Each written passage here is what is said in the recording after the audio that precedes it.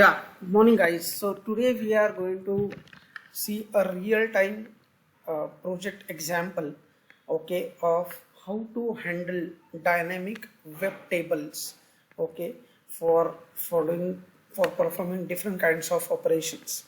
Now let's understand the scenario first, and then we are going to talk about how to handle this particular scenario, okay. Using XPath access, why we should use XPath and why we should not use any other technique, right? So everything we are going to discuss in this particular scenario. So let's start. So this is a web table, okay. This table lists down the employees, okay, from the organization, right? And there is one add button and one delete button, okay. So delete buttons job is to delete a particular record from a table, and the process of deleting a record from the table is you have to click on this checkbox and click on delete. So the corresponding record will get deleted, okay. This is how the behavior of this particular module is. Now we have a scenario where I want to delete this record Charlie. This Charlie record I want to delete. Okay, that is what my requirement. So what is the procedure I need to follow to delete the Charlie record? I have to click on this checkbox and click on the delete button. So the Charlie record will get deleted. Now the position of the Charlie record may get changed. Like right now it's 1, 2, 3, 4, 5, 6, 7th record, but it may get changed because it is a dynamic web table. If you add the record right on top of the table, then the Charlie record will get shifted down, right, and it will change its position. So we want to come up with a solution which will allow us to identify this checkbox in a robust way. Robust means even if the location of this or the position of this particular record changes in that web table, still we should be able to identify it. If I add any record on top of the table, this Charlie record will get shifted down. If I delete any record which is prior to this Charlie record, then this Charlie record will get shifted, will get shift to up. Right, so in spite of these changes, as this is a dynamic web table, right? So in dynamic web table, these things may happen. The records may change their position based on the addition and deletion of the records, right?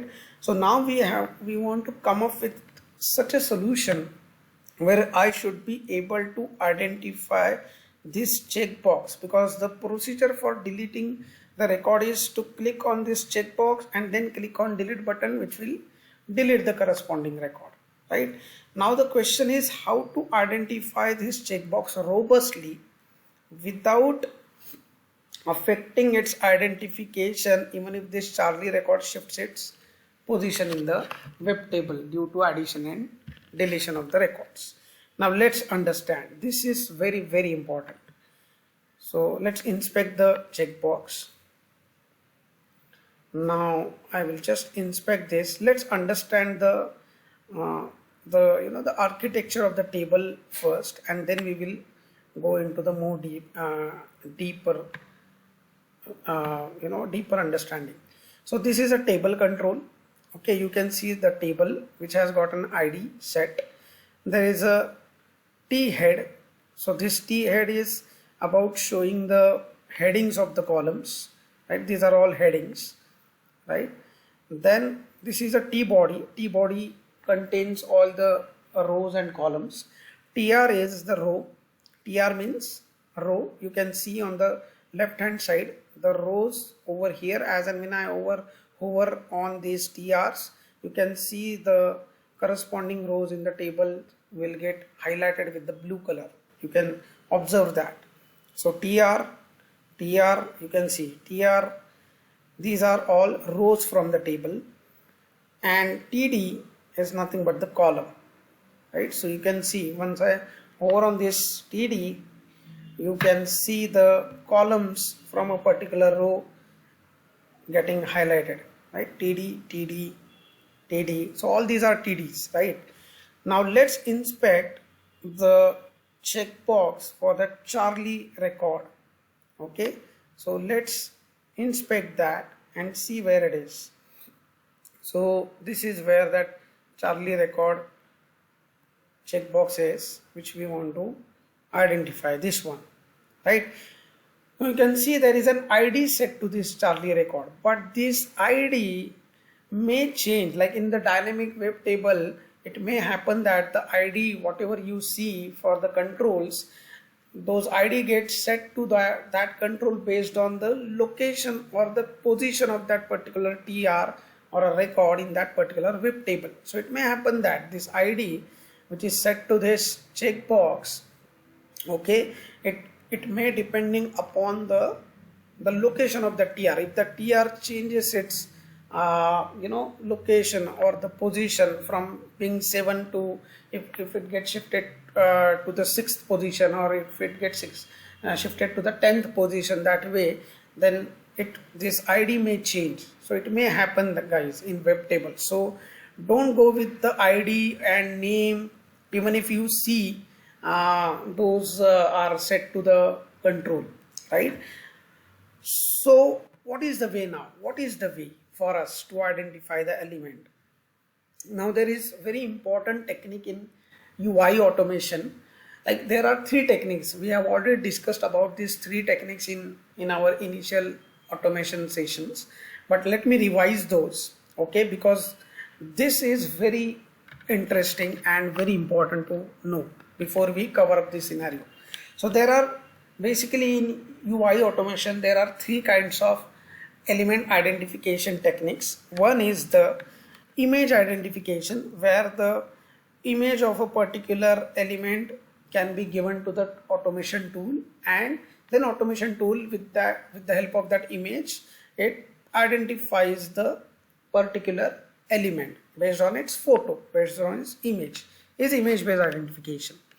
Another second type of an identification is native, where we use the attribute of an element to identify it, right? So if I use now ID attribute to identify this checkbox, I am doing native identification. And there is third very important technique, which is called relational identification technique. Meaning what? Like for identifying this checkbox, I won't be considering the attributes set to it. Okay, what I would be considering is the relationship this checkbox control has with the element showing me this name Charlie. Because what is our requirement? Our requirement is to delete the record Charlie, right? Our requirement is to delete the record Charlie, isn't it? So it should not matter to us that where that Charlie record is present in the table, whether it is 5th one, 6th one, 7th one. It should not affect our scenario, right? Also, what are the attributes set to this particular element also should not matter to us, because what is important for the scenario is not to identify the checkbox based on its own attributes, but what is critical and important for us is that particular checkbox, what we are going to click on, should be related to or should be corresponding to the Charlie employee. This is a very important link what we have here, right?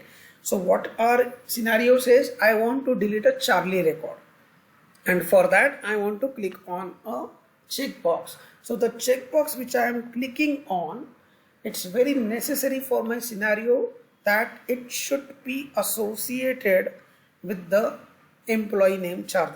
This is very important. So whatever the identification techniques which are set to this checkbox, we don't care. Like right now its ID is set to, let's say, 7, and tomorrow due to the change in the location of this this particular record, it gets shifted to say on 8th position or say 10th position, and some other record comes to this 7th position, so the checkbox of that record will get that particular ID set, right? So then we may end up deleting a wrong record if the ID, because of the change in the position, gets changed. Then we may end up deleting a wrong record, right? That's why we should not do any native identification here. We don't care basically what that checkbox has, which attributes are set to it and all, as long as this checkbox is related to this Charlie in some way or the other. We are interested in identifying it, right? Now this is a scenario where we should be using relational identification than native identification, because the relationship between this checkbox and this Charlie, this particular employee name is very important for us. Now let's understand how can we do this. So what we have to understand first is, we have to first look at this Charlie name into the DOM just to see like where it is. So this Charlie name is over here. What I'll do is I'll just copy this whole TR into a notepad, and there I will explain you the whole structure of this document, and I mean this TR, right? So this is the structure of the TR. You can see the first column TD is that checkbox which we are interested in identifying. In this second TD, we have got this Charlie name, right? What I'll do is I'll just try to do it. I mean, just will manage this in some way so that it would be very easy for you guys to understand the relationships here.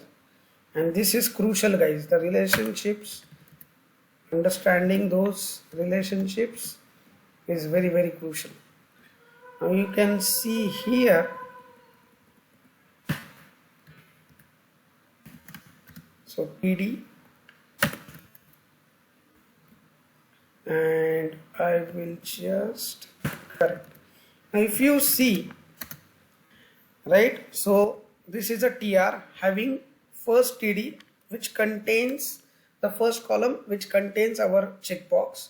The second column, that is second TD, it contains the employee number of that employee Charlie, and in the third TD we have got his name into this A tag. And what we have for our scenario is, as an input, the name of the employee Charlie. Okay, so what we have to do is, first we have to identify the element showing the name Charlie, because that is the information what we have for this scenario, right? That is our starting point for the scenario. So where is this Charlie name set? It is set into this hyperlink A tag, isn't it? So what we are required to do here, we are required to do relational identification. Now for the relational identification, we should be using XPaths. Okay, for native identification you can use other techniques as well, like ID. If the ID is set, find element by ID. If name is set, find element by name. Otherwise, if any other attribute you are required to use for which there is no element identification technique available, you can use CSS. But when it comes to relational identification and that too you need to traverse into the sibling nodes, right? So there is only one way to do that, is by using XPaths. Okay, now let's understand how to write the XPath for this. So I'll say // as I had already suggested you guys that your XPath should always start from the nearest container. So instead of directly saying //a, it would be very difficult for the debugging as well, right, if you do that way. So let's start our XPath from this table right? So I will say / table, and to make the uniqueness I'll say ID and this. So your XPath should start with the nearest container as a, I mean, this is something good practice. Okay, now what is the relationship between this table and the hyperlink over here? Because this is the name which we have as an input, right? So table, and we have to now jump to this A tag with the help of the information available to us. But before we jump to this node, we have to represent the relationship here, okay, between this table and this A tag, which contains the name which we have as an input. Okay, so this table, there is a T body. So table and T body, they are childs of each other. T body has got different TR childs, and TR has different TD childs. You can see here T body's child TR and TR child is TD, and that TD's child is actually that hyperlink showing the employee name. So now what is the relationship between table and TD now? It is descendant. We cannot refer to it as a child, because child has to be always a immediate child, and immediate child of the table is T body. But there is a TR child of that T body. TR has got TD, and TD has got that hyperlink. So the table and that A tag, they are indeed in the parent child relationship, but they are not direct parent or direct child of each other. So that A tag falls in the child hierarchy, but not direct child, but not as a direct child, right? So we can refer to direct as well as indirect childs of any node using descendant relationship. We have already talked about it in our previous sessions, right? So how to represent this relationship? So for representing the relationships, we can make use of this XPath access. So you can see here, an access represents a relationship to the context of the node, right? So our current node context is this. This is our current node now. Now with the context of this, I will use now the relationship. Okay, so what is the relationship now? I am going to represent descendant. So / descendant : colon. So you have to mention the XPath access representing the relationship. After that colon, and then the name of a tag, that is A. Okay, so let me copy this and let's put it into here. So you can see there are 124 A hyperlink elements which are childs or descendants of that table control. So there are many hyperlink controls are there in this web table. Now we need to be very specific here, right?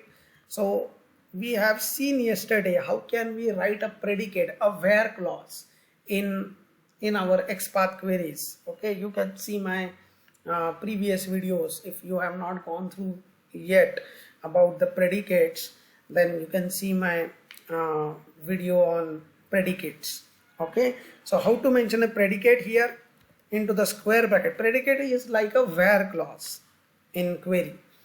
So what is the A tag we are interested in? We are not interested in those 124 A tags. We are interested in A having text equal to Charlie.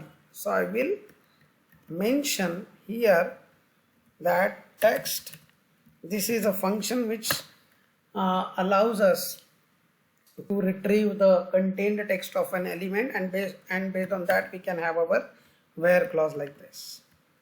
Okay, so now let's put this query here. Now all other 123 will get filtered out, and only this one would be in the selection here. Like you can see, Charlie got selected. Now this is very important point now. Now please concentrate guys what I'm saying. Now we reach to this element. Okay, based on the data available with us, that is the name of the employee, the record of which we want to delete, we reach to this, but we don't want to work on this element, isn't it? We want to work on actually this checkbox element, not the one which is showing us the name of the employee.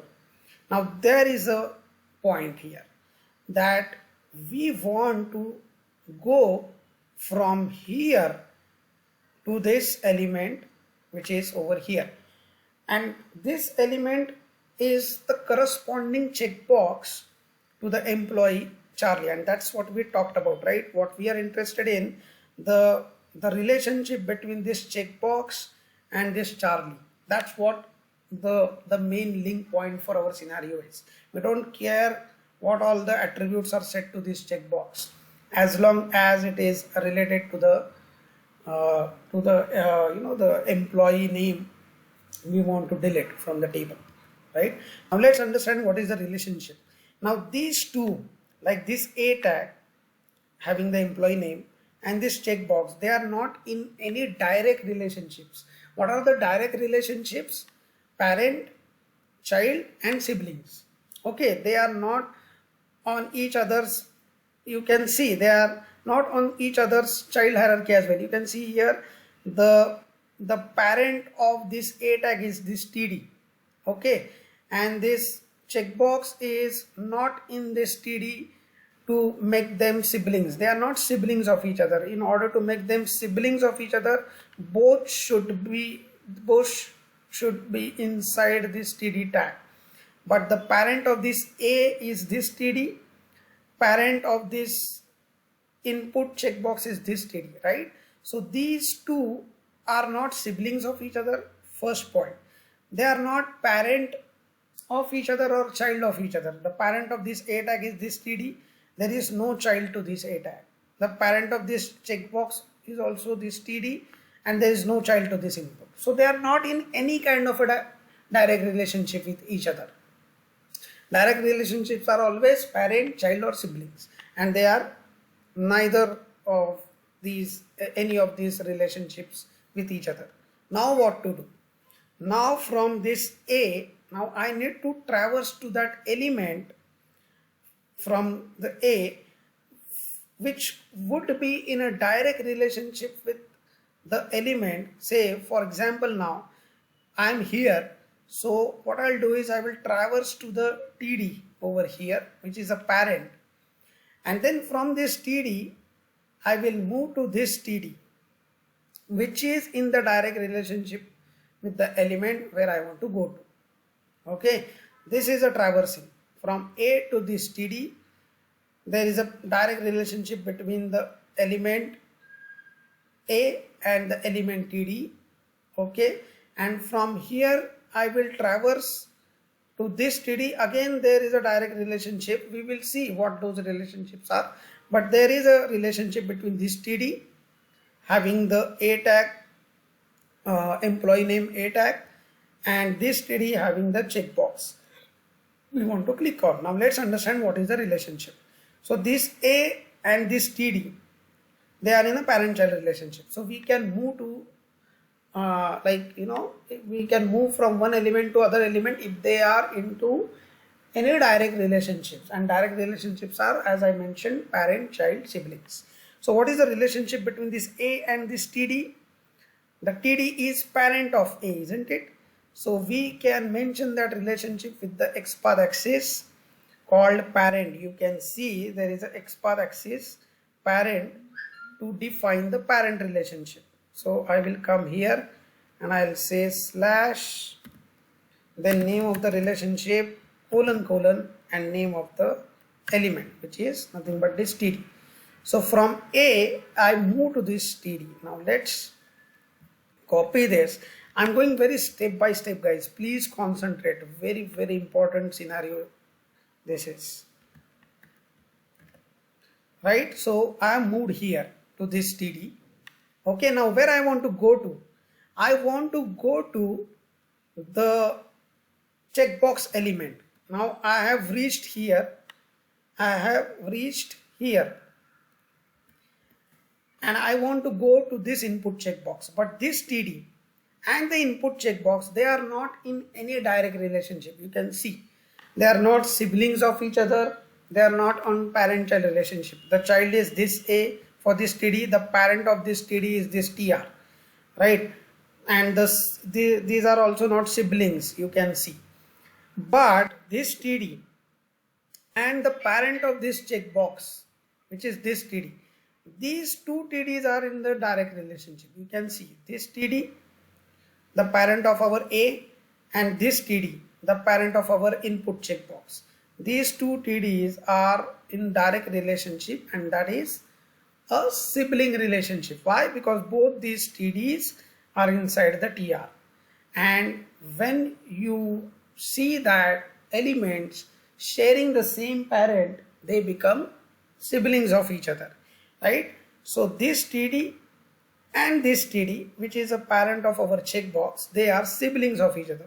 Now what kind of sibling relationship they share? This TD and this TD, where I want to go, this TD is where I want to go. So this TD and this TD, so this TD is the preceding sibling of this TD. Why? Because this falls prior to this one, right? So from here, if I want to move to this TD, I should use preceding sibling relationship, and there is an XPath axis for it, which is preceding dash sibling. So what I'll do, I will say Control C, I will come here and I will mention the relationship preceding dash sibling : TD. Now let's take this XPath and put it in our